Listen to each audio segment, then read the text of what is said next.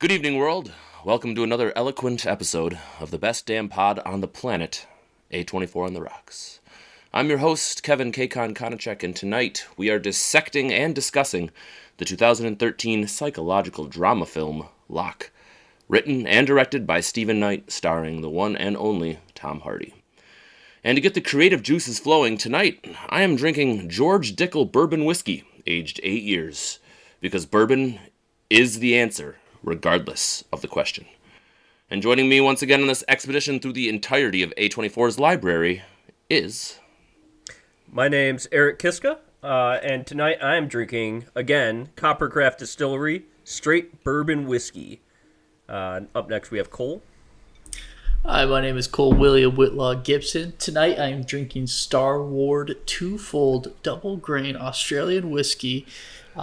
Shout out to Silas Carson in this film. He voice acts Kit Andi Mundi from Star Wars. So shout out to him. Up next, we got my boy Blaze. Hey, what up? It's Blaze Fitzgerald Ryan the First at your service. Today I was inspired by an A24 group member. And so I created my own drink. It's Tom Collins and Twisted Tea, and I call it a Tom Hardy. Also, Mr. Silas played Newt Gunray, who is the greatest character of the prequels. Finally, a lady that needs no introduction, but I'm going to introduce her anyways, Miss Kelly. Hi everyone, it's Kelly again, and as you know, I do live with Eric, so many times I drink the same thing that he's drinking. It's Coppercraft, baby. Whiskey bourbon, once again, back this week. I'm drinking it not on the rocks. Can I still stay around? Oh, of course, yeah, you've got the invite.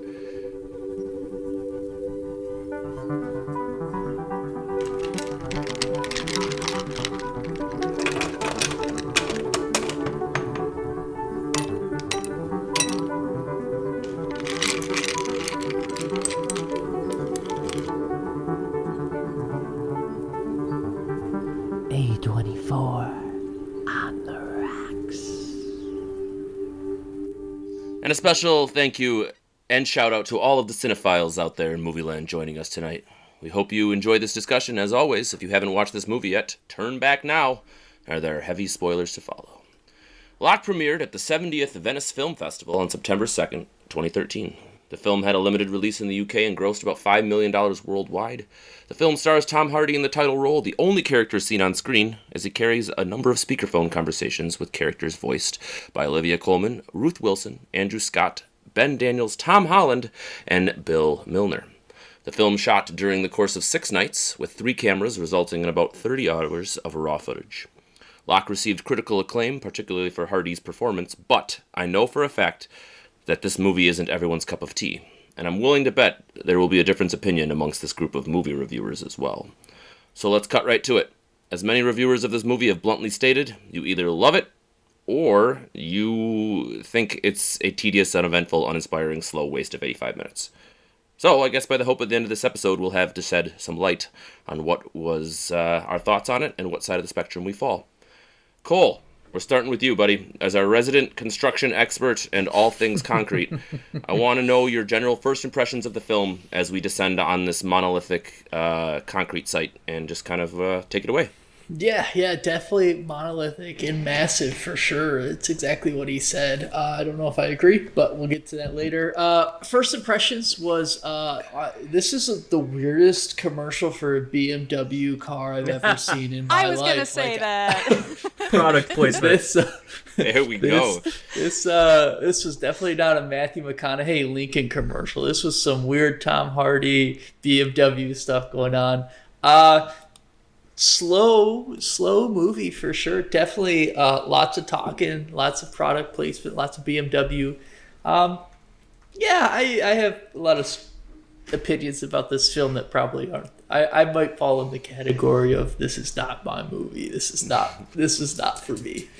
Well, and that's why we're here. Blaze, same question. Do you agree with Cole? What were some of your first themes, reactions in that first 15 minutes of the movie that you saw? I was completely taken aback. Much like last week's movie, I never even heard of this movie, so I didn't know what I was getting into it, and gosh, I wish I could say that I love this movie, because it really feels like a movie that's right up my alley, because it is so different in that it only has one person on screen, and literally after the opening credits, it takes place in one location. So to say that I was confused would be an understatement. I do think that just not the first 15 minutes, but through the entire movie, I think Tom Hardy plays a very convincing character in his trials and tribulations and his need to stick to the truth. I do think there's great resolve in his character, and I think he really showed off his acting chops. Yeah, I guess just like last week's movie, confusion was the main theme for me, where I'm trying to pick up the pieces. But decent opening, I guess. Gotcha. So as we're sticking with this idea of preconceived notion, this question is for Eric and Kelly together. Did you both go into this movie with this idea of what the movie was going to be about? And did you guys talk about it before you watched the movie on what you thought the movie's premises would be, or what your thoughts on the movie might have been? All that Kelly. Eric told me before we started watching it, he had seen it before. All he told me was, this is a kind of movie that you're going to like. And much like Blaze, it's my kind of movie because it's quite different than other movies. But other than that, I didn't know really anything except Tom Hardy, which was thumbs up. And Eric's good at knowing my kind of taste, so another thumbs up. So the expectation was really, really high. And I get my hopes up too high sometimes. It's still a very fascinating movie, though. Not to say that it wasn't. Yeah, the first time I saw this, I found it on Netflix. I was going through a little time where I was very obsessed with Tom Hardy, so I watched his TV show Taboo. I rewatched The Dark Knight Rises, and, I'll just do a little quote here. Oh, you think darkness is your ally? You merely adopted the dark. I was born in it, molded by it. I didn't see the light until I was already a man. By then it was brightening. Excellent. Well done. But you cut off my Scott Steiner promo. I see how it is. So there right. you go. That was my impression of this film. All right. So as we start this film, we, like I mentioned earlier, descend on this large construction site, and our main character enters the vehicle that we have described. And the first scene, I guess, we have is him driving up to a stop sign and a large truck kind of coming up behind him and honking the horn. Did anyone notice on the first go-through kind of the significance of that scene, or did it take anyone else going back and kind of looking at it, reanalyzing it to notice that particular scene? Kelly? For me, it was one of those things where I didn't think anything of it, and then it descended on my brain maybe halfway through the film, where I was like, oh, he was at a crossroads in his life. Either status quo, or fuck it, I'm going to blow everything up and be truthful, because that's who I am as a person. But it wasn't obvious right away, of course. You don't know what's going to even happen. You think there's going to be other people he's going to see through the movie. But it reveals itself through the film, and that's something that I always appreciate. Cole, did you notice anything right away in the beginning that made you think like the decision was made in that instant, or was that something that you thought the character might have developed or thought about up until that point? I mean, I really didn't think too much into like the Crossroads aspect, and like it was a good homage or what have you. But he was turning left, and then the truck pulls up, the light turns green. The truck starts honking, rightfully so. I mean, come on, move your fucking B.M.W. You're just sitting at a green light, and then he flips his blinker to turn right, and veers off, and I'm like, what is this guy doing? I'm just like, I'm confused about what's happening, but I guess I'm here for it. And then obviously once the conversation started rolling, then you kind of realize that instead of taking a left, he takes a right to go, down this new path, so to speak. Have you guys ever done that before? Go ahead. Sorry. Have you ever done that before where somebody beeps at you because you didn't go right away at a red light, and then you just sit there and like don't move at all? No, because I'm not an asshole. I've done that a few times that's because just you. fuck those people. I'm sorry. Are you not paying attention? Are you texting and driving? Is it my if fault if you you're beep just sitting within there? like 1 second of me sitting at a stoplight, you don't deserve anything. I would T-bone your this Subaru show. Outback right away. Back, time out. Which I know you drive. That or this pod Honda Accord, back on the motherfucker. road. Pod back on the road. As we have discussed, the director is intentionally slowly giving us snippets of the story as we go throughout the film, not revealing his hand all the way until the very end. Kelly, what did you think about the director's tactic in doing that and slowly bringing the viewers in instead of giving us all the details? It seemed like each phone call, another layer got added to the story. Yeah, I definitely appreciated that. I think that at the baseline of any movie, I think the number one thing you got to do is just keep people engaged and keep eyes on the screen before anything else. And I think the way that he unveils that and the anticipation of what phone call's coming next, or when the phone rings, you kind of feel it yourself, like, who's this going to be, or what's going to happen now, and where's this conversation going to take us? And it does. It keeps ramping and ramping. You kind of feel his stress. I think that it was a great way to carry us through the story, and for me, it kept me engaged the whole time. I wanted to know what happened next.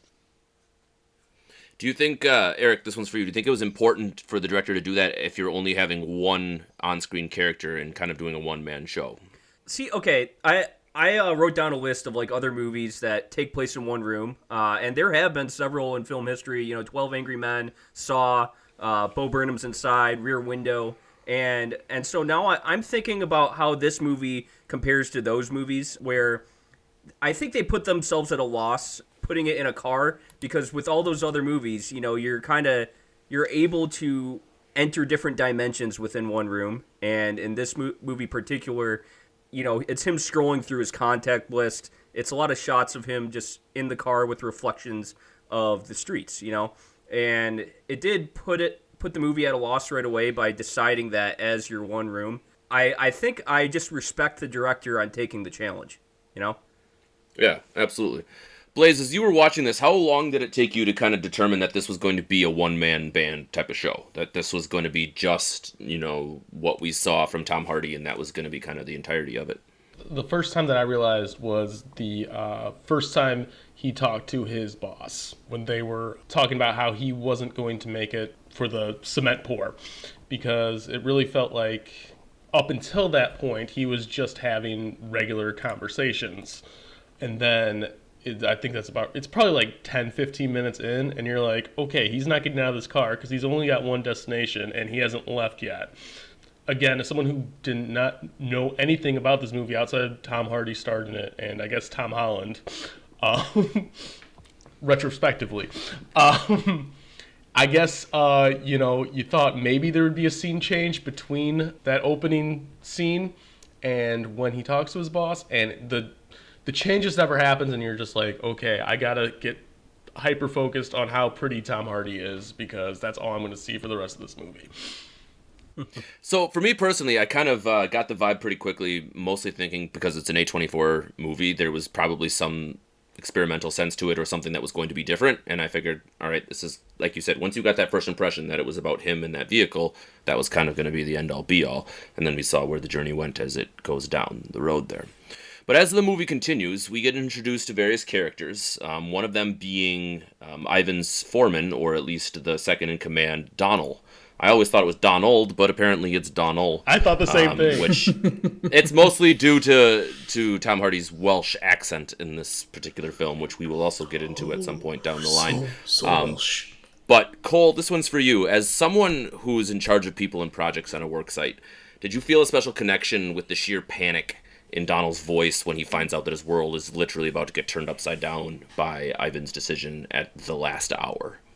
Yeah, I mean, that's like such a shitty thing to do. Granted, I understand his circumstances after watching the film, so I would understand, but also from that company's perspective, if this is the largest concrete pour in, all of Europe besides the military and nuclear, you have backups, you have alternates, even for what I do and what we do, I'm an alternate for all of our projects. So if one of our guys goes down, I have a guy going on bereavement this week, so I'm going to be traveling to one of my projects after this to take over for him. You have backups, and you have people that know what to do and are assigned those roles. This movie made it seem like they were doing this $100 million bajillion project, and they have no backups, and Ivan's the guy. Also, his role was so not defined. He says he's a foreman, but he's doing stuff that a quality control personnel or an engineer would do, or a superintendent, and doing all these other roles that isn't a foreman. A foreman's job is specifically to carry out the actions of the superintendent on such a like specific tasks, especially on those large type projects. Like he's in charge of the rebar crew or something like that. And it sounds like he's in charge of the concrete pumping, which is important, but he's going above and beyond what a typical foreman would do. So I have a lot of issues with the way they portrayed the construction aspect in this film. So initially then, Cole, was your empathy with Ivan or with Donald in that moment? Who were you feeling with? It was definitely with Donald, because it sounds like this guy got thrown into the mix. Now, he probably should be more prepared if he was like the next man up type scenario, but like they were already like leaving that evening, so I was confused as to why he was like, you're leaving that night, and he's gonna be, I think it was like 7 p.m. or 8 p.m. when this thing starts, and they got to pour at 5:30, 5:45 that next morning. So I don't understand. Usually if you're doing that, you're doing like a split shift or something, so that guy should be prepared. He should be the night crew or something like that. So I still felt bad for him, but all in all, it was kind of Kelly, roughly the same question. Do you initially feel empathetic towards Locke or the Chicago office and his coworkers? Chicago office. I didn't really feel any sympathy for any of them, because kind of like what Cole is saying, and not that I claim to understand how construction or concrete works at all. Locke's just being like overly vague about things, and it's much easier. And even his bastard is his name in the phone tells him like, why didn't you just say that you were sick? And things might have been different for him. So I think that both of them just seems way too over dramatic for what it could have been, and it seems like there should be more people underneath him other than Donald who's freaking out. I don't know that I felt much sympathy for either of them. I was just like more concerned about the women. At that point, I was like, I don't really care so much about the work stuff. I just want to know where you're driving and why did you prioritize this, and get your shit together, guy. So that leads me into an excellent question then for Eric. So our initial empathy and our initial thought as we get together with these characters definitely probably changes as the movie goes on, as we find out more details and we find out more things about the situation. Eric, do you feel that you related to the character differently in the last 20 minutes of the film than you did in the first 20 minutes of the film? Relate to Locke differently? Yeah, Ivan Locke.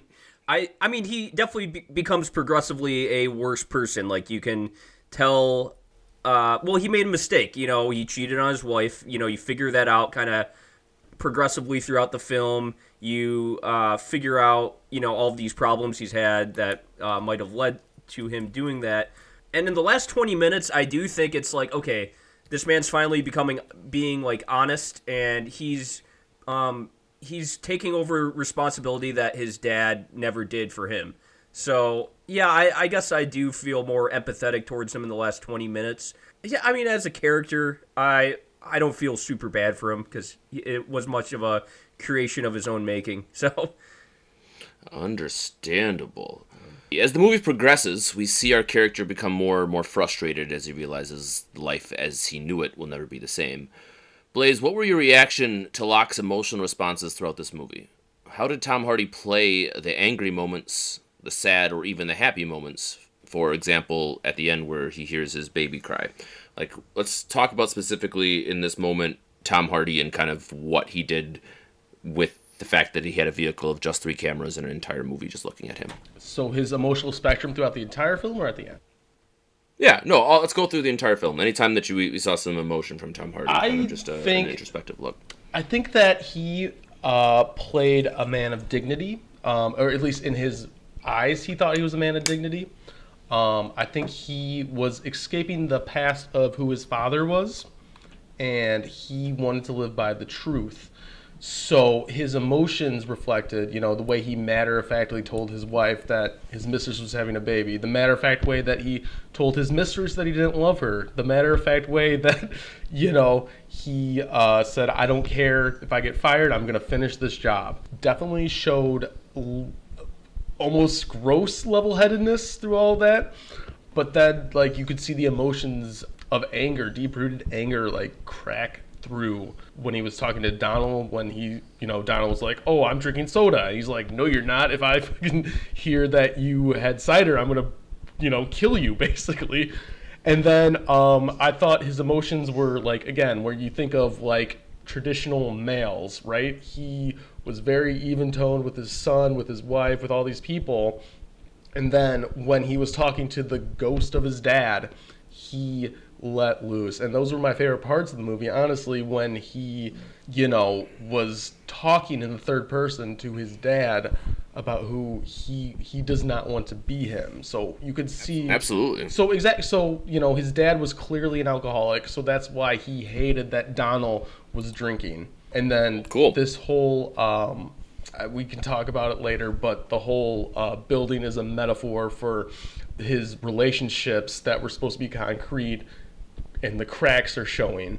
So I think he lets his emotions out just a little bit at a time, just to keep us reeled in, and then he lets loose on his own. So I think he did a good job, to be honest. So absolutely. So a couple things I want to touch on with that response. Anytime you have someone who is just this sole focus of the movie, right, where he is literally everything that you see, every facial expression, every frown, smile, tear, anger, honk, whatever it may be, is going to play into the entire story of the entire film. And I thought that's what I really enjoyed about his particular performance in this.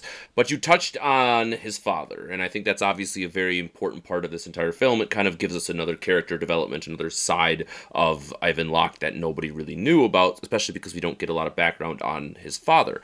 So Cole, I'm going to ask you directly, what do you think Ivan's father was like?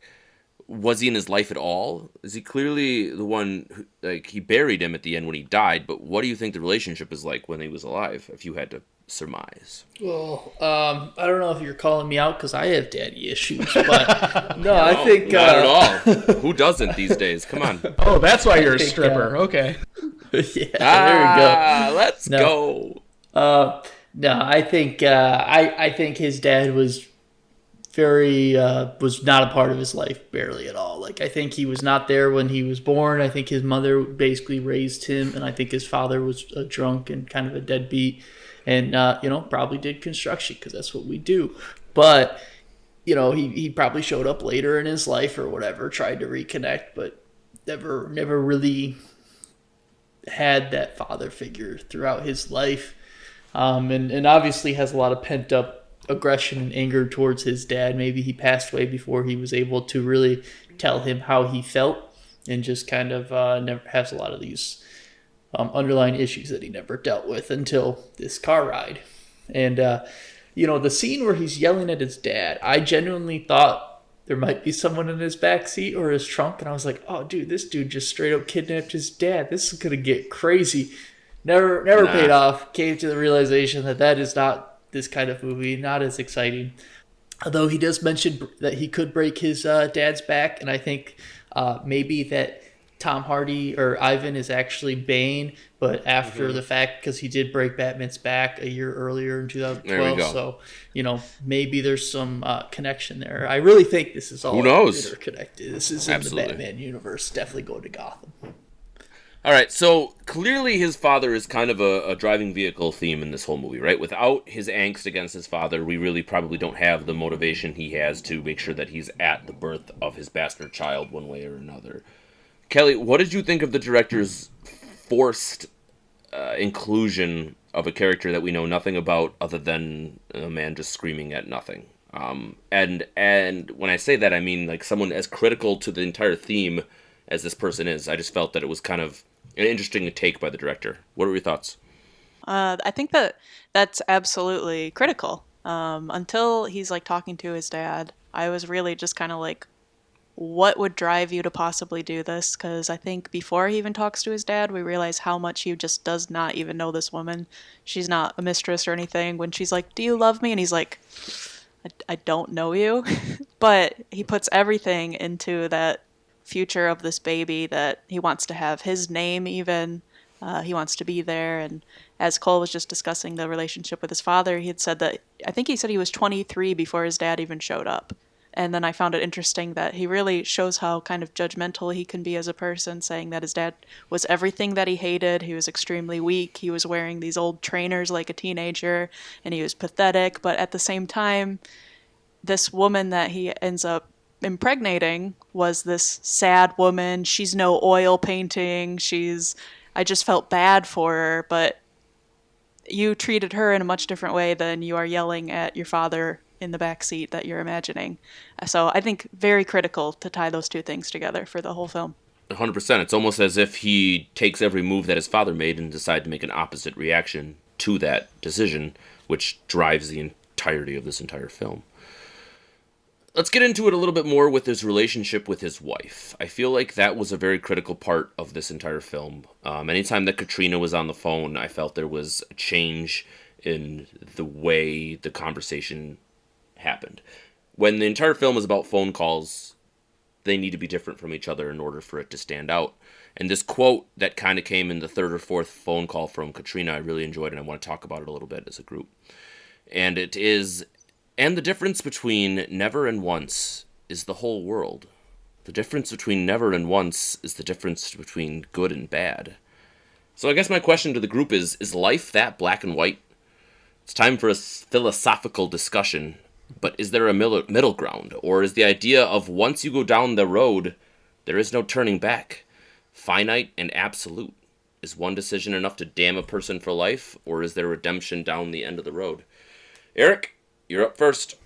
So I think in this particular occasion here, in this particular example, he cheated on his wife and had a kid with someone else. Yeah, that's a mistake you can't come back from. It's not very black and white, where I think there are varying levels of mistakes you can make that, you can actually apologize for and seek redemption for. But in this particular case where he had a kid with someone else, I think that's a mistake he probably, and he didn't purposely have a kid with her, obviously, but, that's a mistake you can't come back from. And I completely understand where the wife is coming from, and I would probably do the same thing in that situation, Absolutely. Blaze, what do you think? Is this a bigger commentary on life in general, or should we look at this specifically to the idea of cheating in marriage and babies out of wedlock? Well, in the terms of cheating and babies out of wedlock, yes, I think there is an absolute you cheated or you didn't. There's no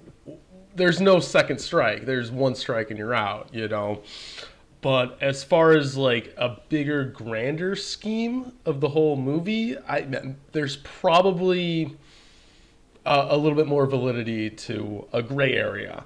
And I think that it's shown in, the way that Tom Hardy is. I think, again, not to go off on a separate rant, but I think the issue is truth versus lies and how, maybe being too truthful is almost a disadvantage to everyday life. Because if he just would have told his bosses that he was sick, he wouldn't be fired. If he just would have told his wife 6 months ago, maybe he wouldn't be in such a, hot water. But the fact that he boiled it down to one night and 4 different phone calls, he's kind of in the black lagoon of life, I guess. In that particular circumstance, his wife is 100% correct. And I think he buried himself to that point where it is black and white. But I think if you scale it back, if he would have made better life choices, maybe there's some more gray area in his life. But the way that his wife said it...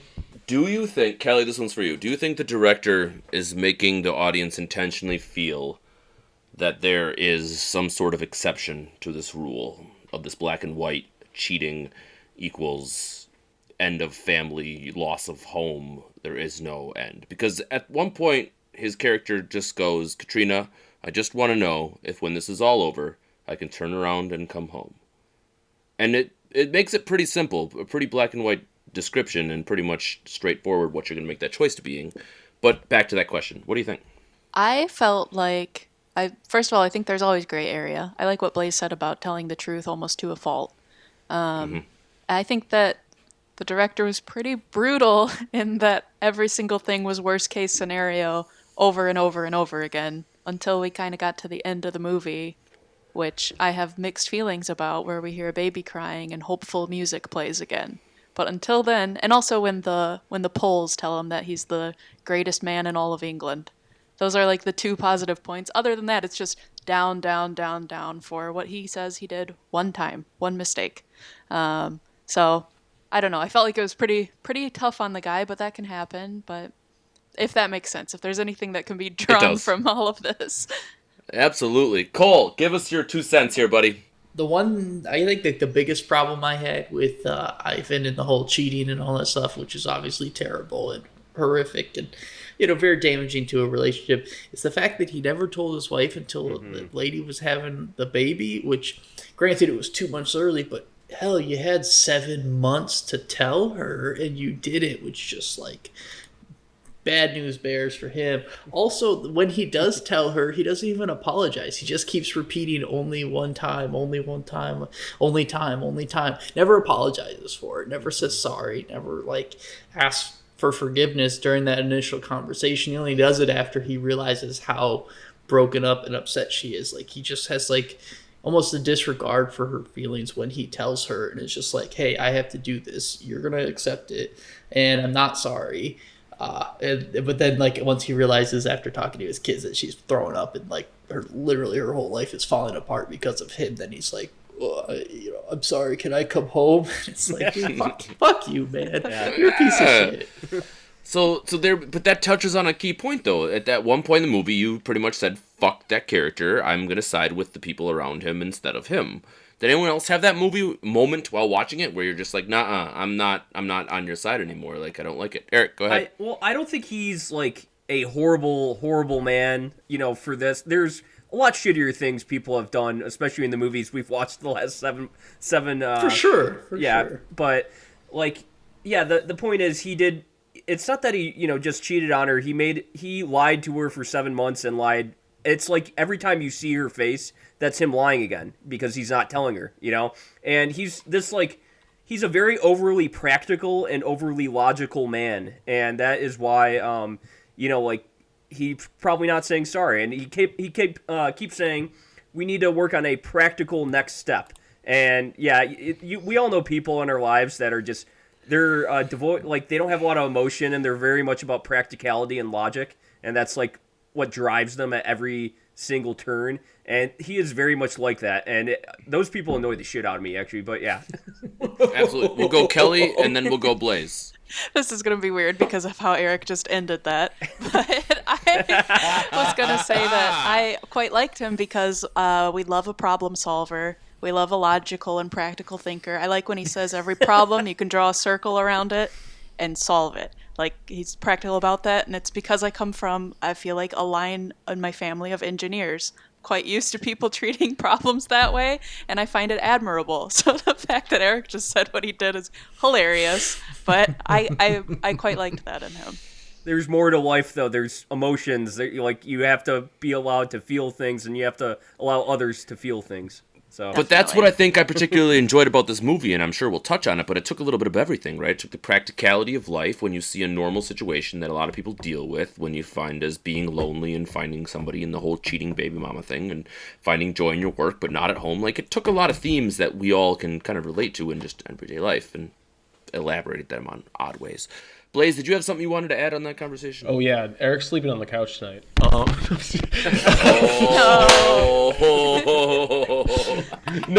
What I was going to say was, kind of echoing Kelly, is that I do think that he made a lot of bad decisions, but unlike some other characters, Roland, I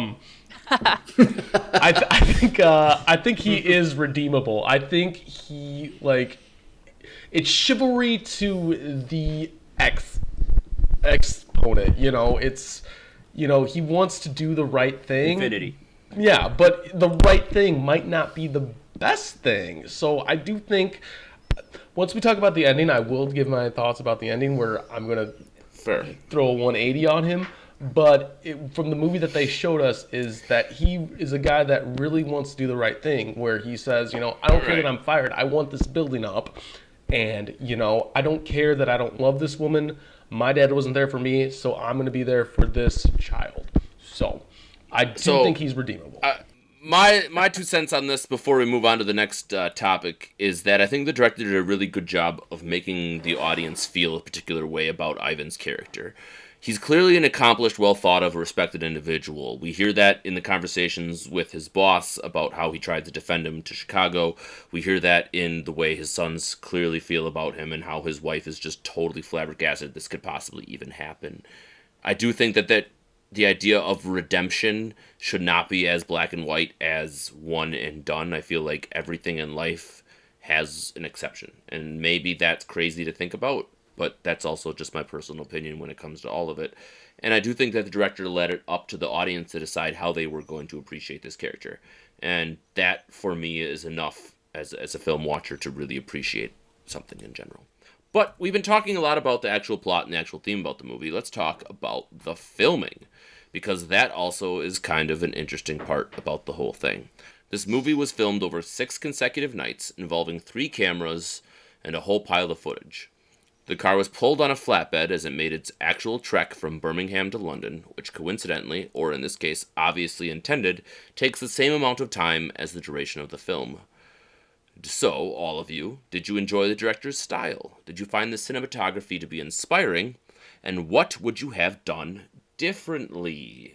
Eric, you're first. Yeah, it was very hard to find any inspiration in the cinematography because, like you just said, there was 3 different camera shots the whole time. Like I said earlier, there's all these other films that you could draw from where it took place in one room, and maybe it's he put himself at a loss by putting this whole movie in a car. So it's like, yeah, there's not a lot of camera shots or things that you can actually do to make the cinematography more exciting. So I think it's just because he put himself at a loss that I was not very inspired or excited by any of the camera shots in the film, really.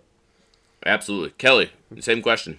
I was going to call it a good movie for people who appreciate podcasts. But there we go. But I don't know. There's a lot of eye candy on screen. That helps. If you're going to have a movie like this, get a hottie. And they nailed that right on the head. But I thought that I like that it was nighttime outside. I found myself not watching with my eyes, but listening more. And I think that is the whole goal of it. I liked that when he would tell us how much closer he was to the hospital, it was also an indication of like how much longer of the film is left. Found that interesting. And the use of there would be certain things that would happen on the road. When Donald freaks out for the first time, the cops start driving by, and everything kind of ramps up at that time. So there would be like subtle things right there and everything, but it just wasn't the focus for me. And I think that it wasn't the focus of the film either. I think it was more about the audio and the story progressing. Absolutely. Blaze and Cole, same questions to both of you guys. Yeah, so 100% agree with Kelly. I watched this film originally on Saturday night, and then I worked from home today, and I literally had it on in the background because all I needed to do was hear the voices, because the visuals didn't mean anything because it was the same 3 shots, It's kind of like the Cole William Whitlock Gibson of, movies. It promises a lot, and it just kind of fails, as far as visuals go. Oh, come on. Oh. Boo. No, boo. Strike it from the record. Unnecessary. And not true. No, he's beautiful. Not true. He's Cole, beautiful. You're a great human being. He's the Tom Hardy of people, to be honest. Well, there you go. But yeah, no, I don't know. Visually, it was just so appalling, to be honest.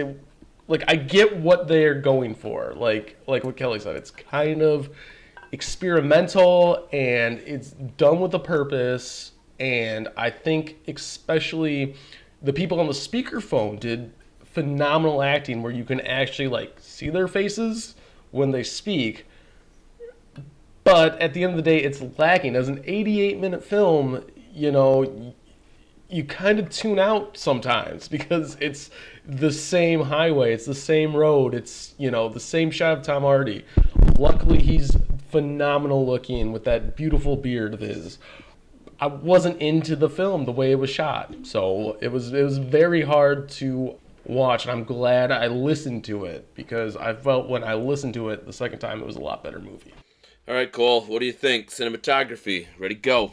So I'm a big cinematography guy, and I hated it. I thought it was all right. Just lazy, boring, and for a movie that cost $2 million, which is very cheap, I still struggle to find where they spent all of that money, because it took 6 days. They filmed it on a car. They didn't do anything like beyond that. So I don't know.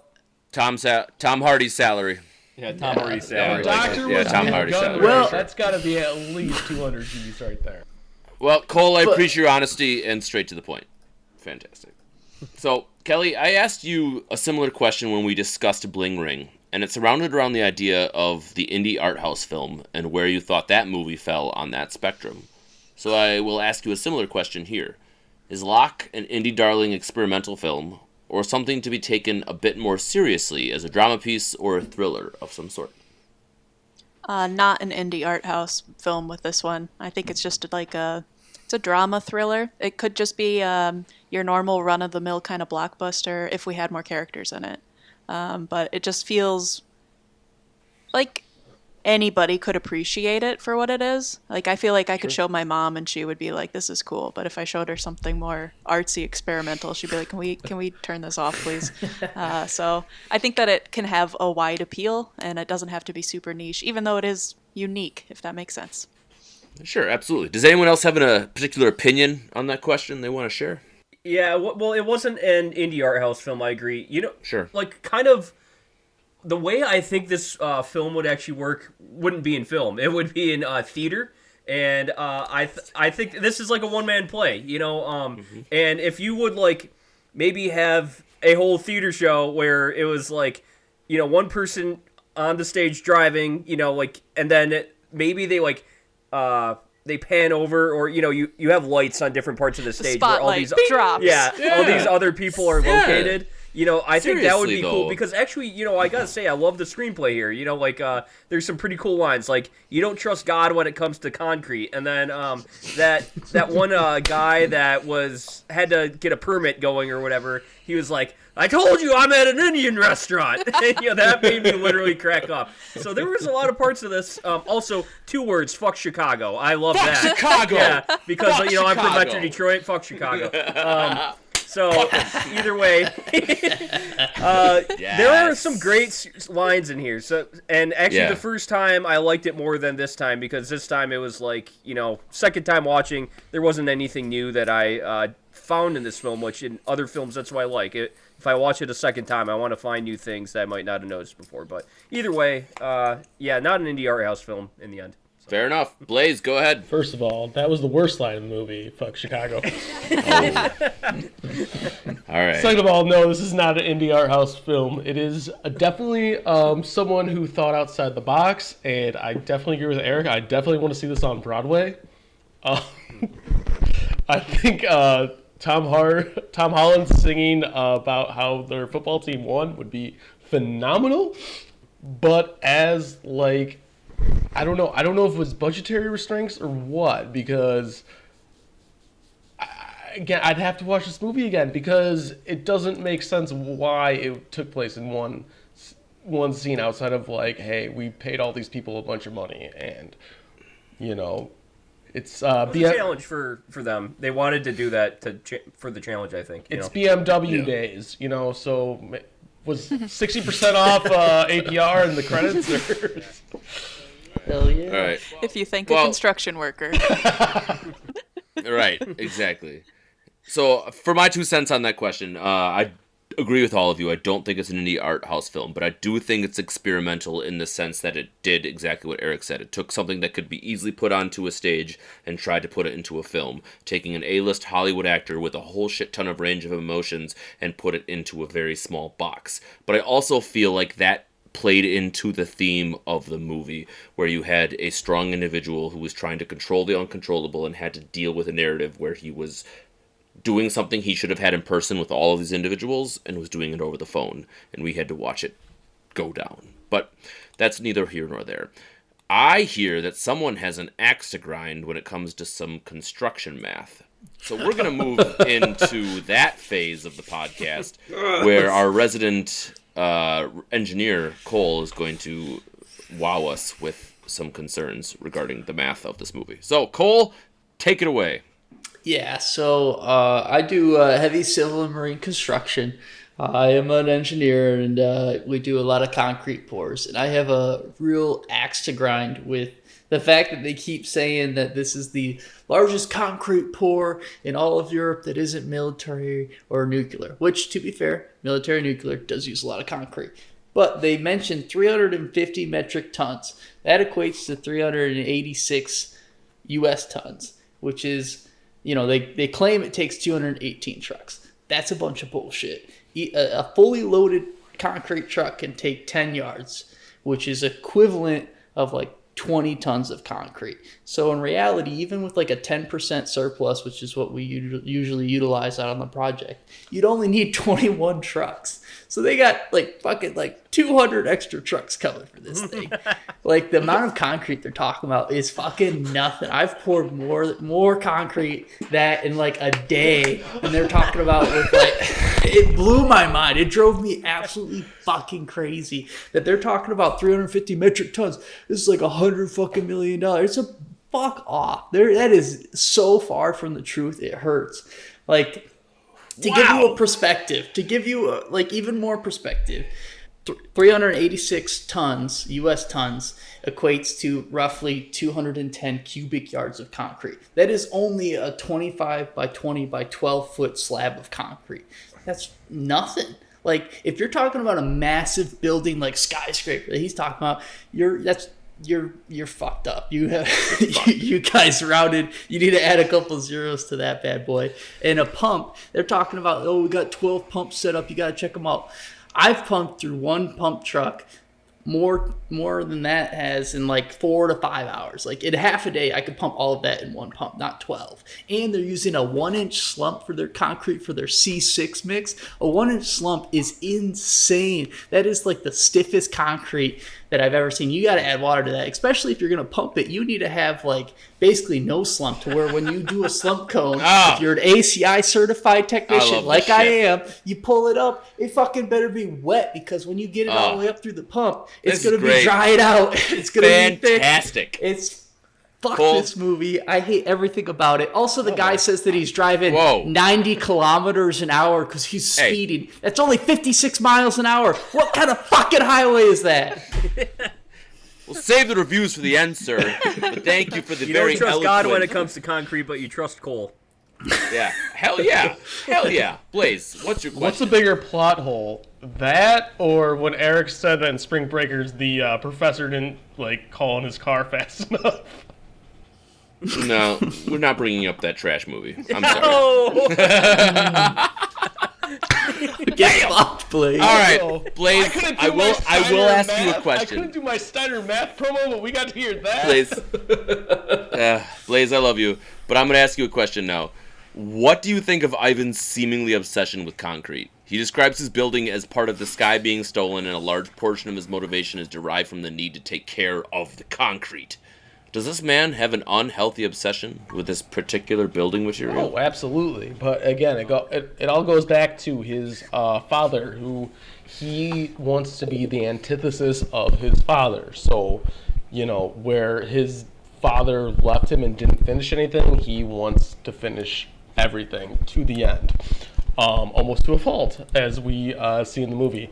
So, he does have an obsession. I think it's justifiable, and I think, he at least in his motivations, he wants to be chivalrous, but it doesn't pan out for him because he's overly obsessive with everything, even though he's, he wants to be good, but his goodness kind of turns out bad.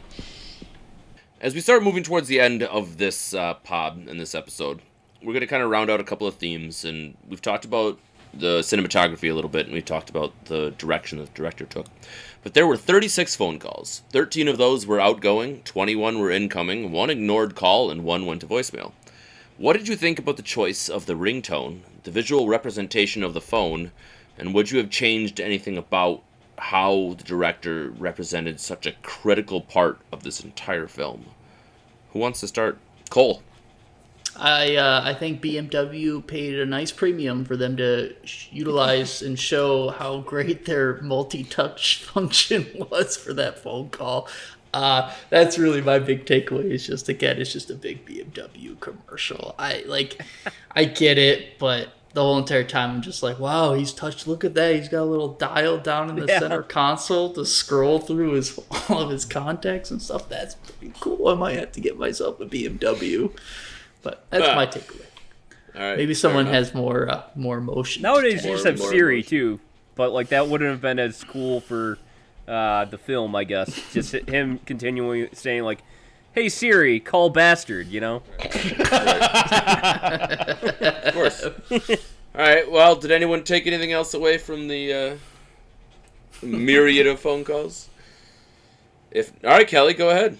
Yeah, I think that it was critical that we could see the screen and the names that he was talking to. Yeah. I can't remember really, the ringtone didn't necessarily stand out to me, but I liked that it wasn't at the beginning of the movie, but as it picked up with all the conversations, you started to get it like call waiting, and that would happen when he's mid-conversation, and it's like, is this another fire he has to put out? Probably. Is it just his kid calling to break your heart? Possibly. It adds to the anticipation of what's going to happen next, and then it wasn't until like really near the end that he leaves a voicemail, someone else leaves a voicemail for him to listen to, and the slowing that then brought to the pacing of the movie I thought was really well done as well. So you touched on a little bit there with the small details, and this film is an entire film based on those small details. If you don't catch it, or if you miss that moment, it ruins the film or leaves the viewing experience a little bit incomplete. Did any of you watch this while distracted, or did it get your undivided attention the entire time? Cole, go ahead. Got anything to add on that one? Yeah, I fell asleep at one point during this movie, so I tried. I wrote, I take lots of notes. I took the least amount of notes for this movie, and I did fall asleep. I rewound it. I made sure to watch everything, but I honestly think this would be a great, I will put this, if I had known, I'm not going to do it now because I don't particularly care for it, but I would put this on my phone while I'm driving to work or doing like a commute to a job site or something where I got like an hour and a half or 2 hours to burn, because it is the voice acting is very good, but just nothing interesting happens on the actual TV screen.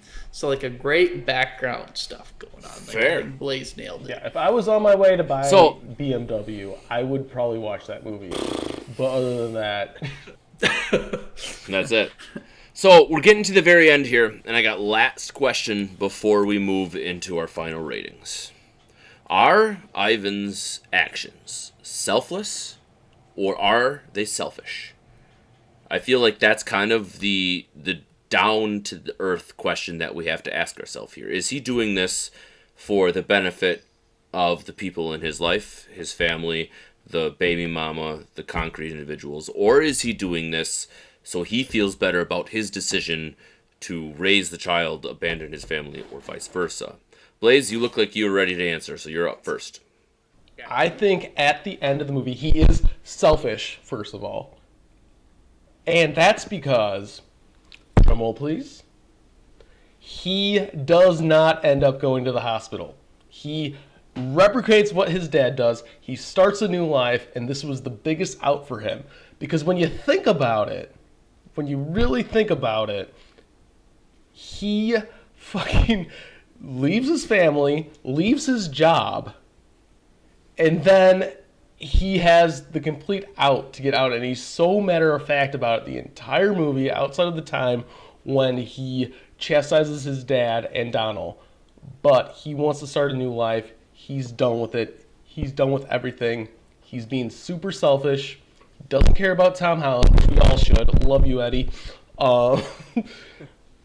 But Tom Hardy takes a left when you're thinking about screenplays and stuff like that. Oh, if you're taking a right decision, you'd take a right. And he's on a regular street. Have you ever seen the hospital on a regular street? I haven't.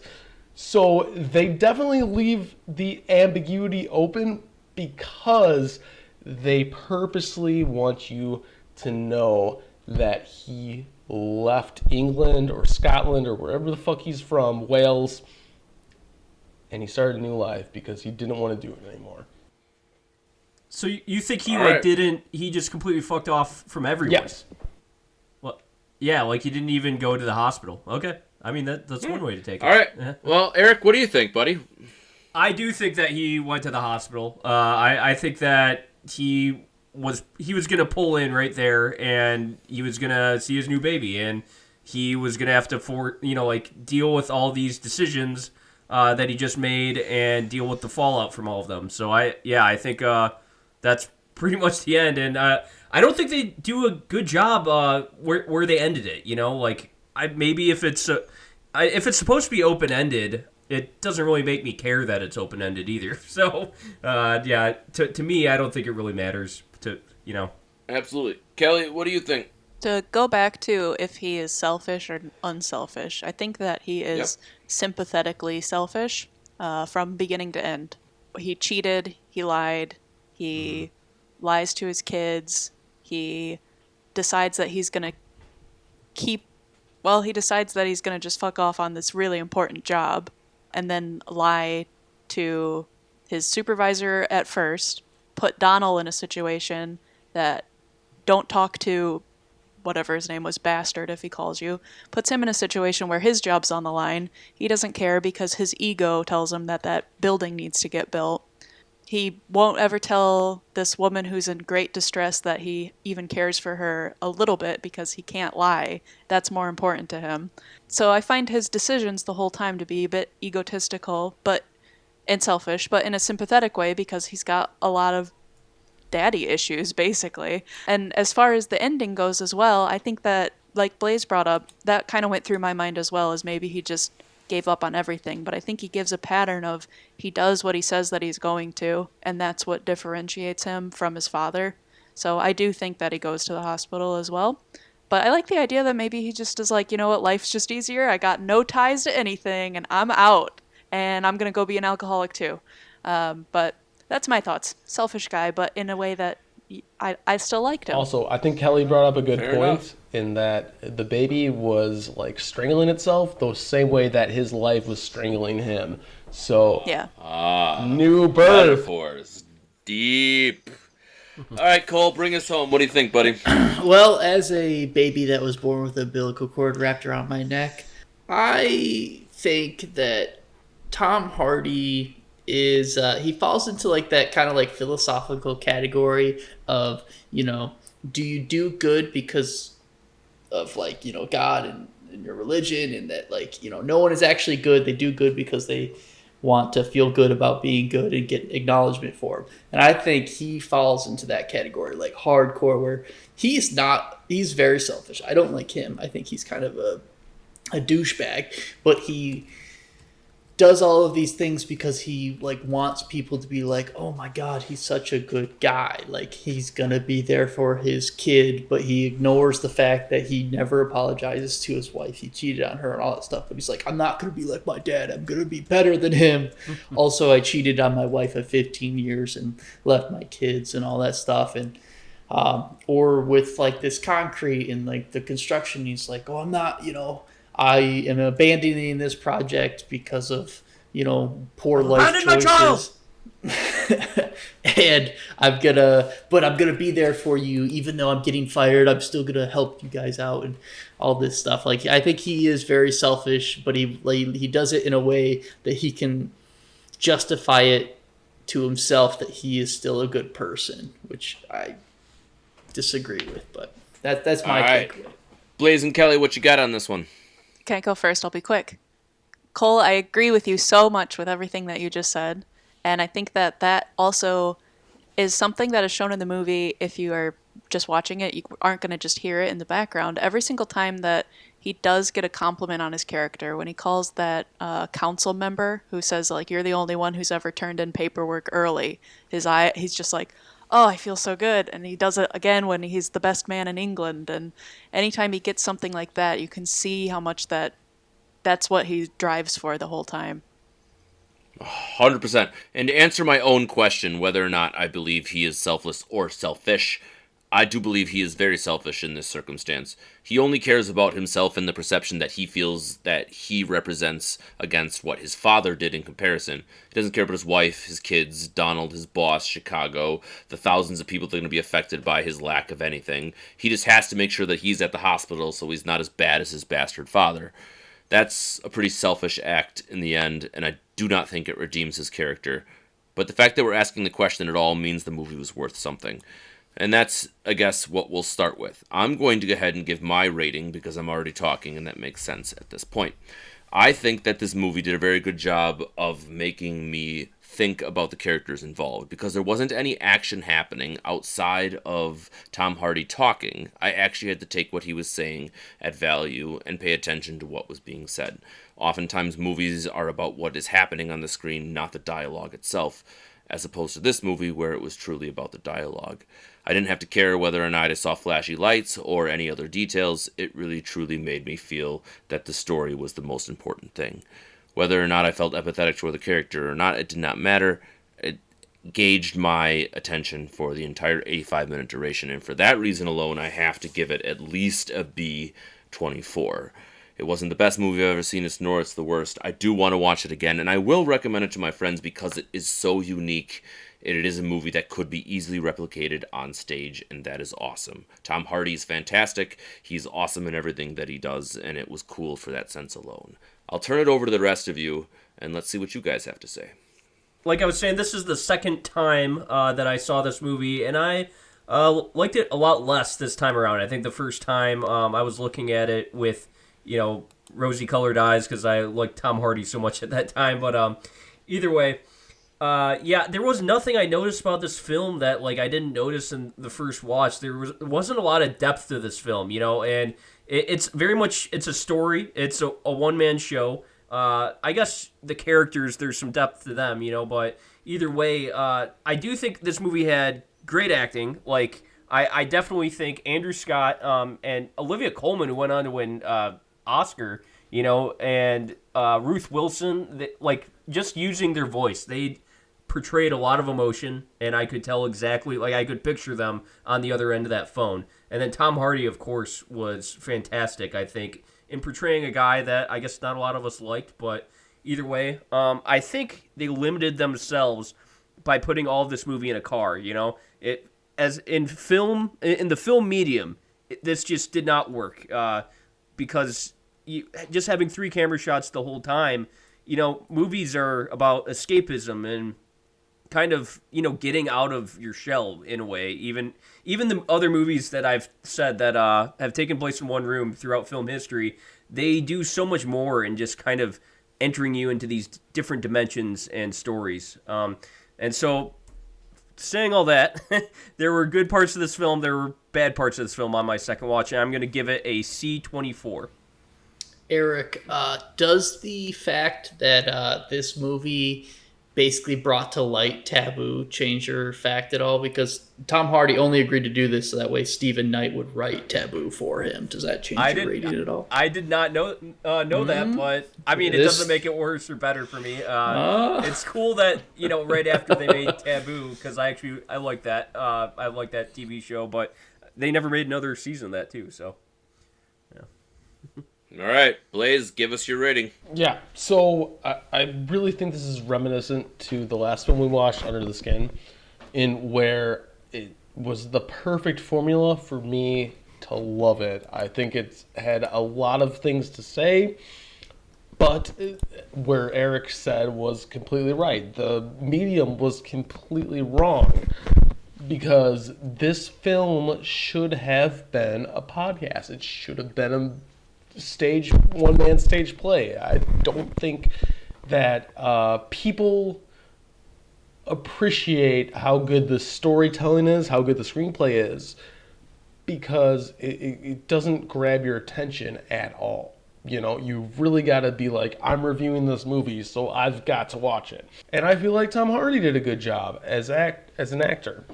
So I'm going to give it a C minus 24. All right, fair enough. Who's next? I'll go next. I thought that this film was extremely engaging in contrast to most of you, if not all of you here. Kevin, you thought it was a bit engaging though, but Yes, I I did. definitely I felt every single minute I had, as Eric called it, escapism. I was fully invested in the movie. I always wanted to know what was coming next, who was next on the phone, how that conversation was going to go. The character development of not only our only on-screen character, who I feel like we're in the car with, which I feel like the car is a great vehicle to move through this movie with, but I felt very engaged. I felt like I was there with them, and I looked forward to what was next. The story's great, the acting's great, and there's a lot of all the points that I was going to say that I thought were really strong have already been spoken about. That said, I think that the biggest draw of this movie is rewatchability, which I think should be taken into consideration as well. It's kind of like Eric said, he liked it less on the next go.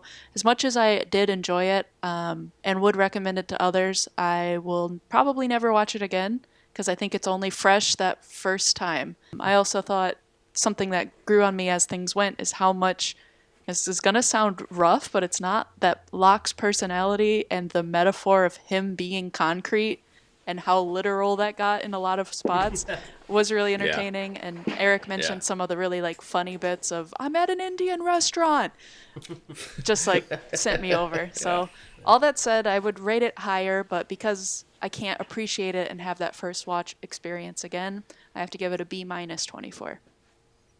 All right. Last but not least, our resident engineer and concrete expert, Cole William Whitlock. Well, Go ahead, sir. again, as the resident engineer and previous concrete technician, I did not really enjoy this movie.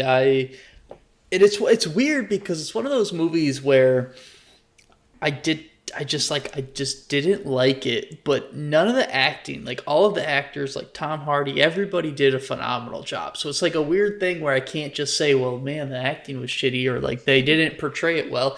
I just felt like they did a bad job taking a podcast and turning it into a movie, like we've talked about, or like taking a play and one man play and turning it into a movie. Like it doesn't belong in this medium, in my opinion. And the visuals were very underwhelming. It was just the same stuff, and it just overall, obviously I had a lot of problems with a lot of the things he was saying, which really pulled me out of it from the get-go. I mean, from the start where he's like hopping in his car wearing his safety vest, his hard hat, and his earmuffs, and I'm like, dude, take your hard hat off. You're inside the car. Like, I don't even do that. Like, I wear a hard hat every freaking day when I'm outside, but I take it off because I don't want to look like a Neanderthal sitting in my truck with a hard hat on, because all the guys will bust my balls because they'll be like, oh, wow, you're really double safe in there, buddy. It's like, okay, I gotcha.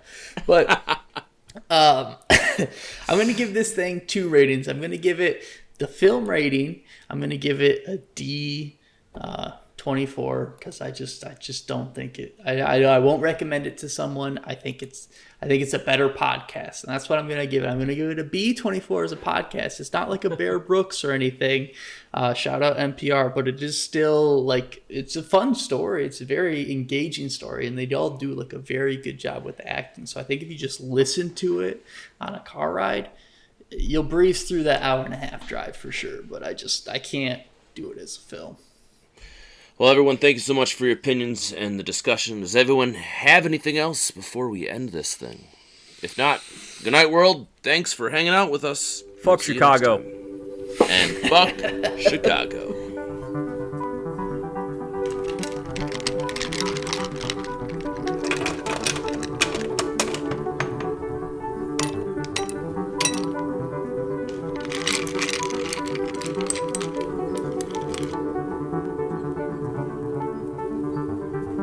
A24.